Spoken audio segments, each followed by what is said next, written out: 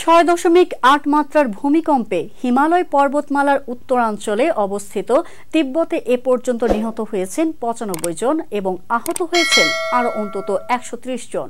হতাহতের সংখ্যা আরও বাড়তে পারে বলে জানিয়েছে চীনের রাষ্ট্রায়ত্ত টেলিভিশন চ্যানেল সিনহুয়া। তিব্বত ছাড়াও নেপাল, ভুটান, চীনের দক্ষিণ পশ্চিমাঞ্চল এবং উত্তর ভারতে অনুভূত হয়েছে কম্পন।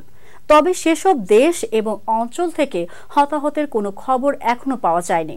ভূমিকম্পের প্রথম আঘাতটি ঘটে মঙ্গলবার সকাল 9টা 5 মিনিটে। প্রথমবার 6.8 মাত্রার কম্পন হওয়ার পর কয়েক মিনিট ধরে বেশ কয়েক ডজন আফটার শক হয়েছে বলে জানিয়েছে চীনের ভূমিকম্প পর্যবেক্ষক ও গবেষণা সংস্থা চায়না আর্থকুয়েক নেটওয়ার্ক সেন্টার। প্রতিটি আফটার শকের মাত্রা ছিল 4.4 কিংবা তারও কিছু বেশি। যুক্তরাষ্ট্রের ভূতত্ত্ব গবেষণা সংস্থা ইউএস জিওলজিক্যাল সার্ভের তথ্য অনুসারে ভূকম্পনের প্রথম ধাক্কাটির মাত্রা ছিল 7.1। সিনহুয়ার বরাত দিয়ে এক প্রতিবেদনে রয়টার্স জানিয়েছে ভূমিকম্পের উৎপত্তি স্থল বা এপিসেন্টার ছিল তিব্বতের টিংরি জেলা শহরের 10 কিলোমিটার গভীরে।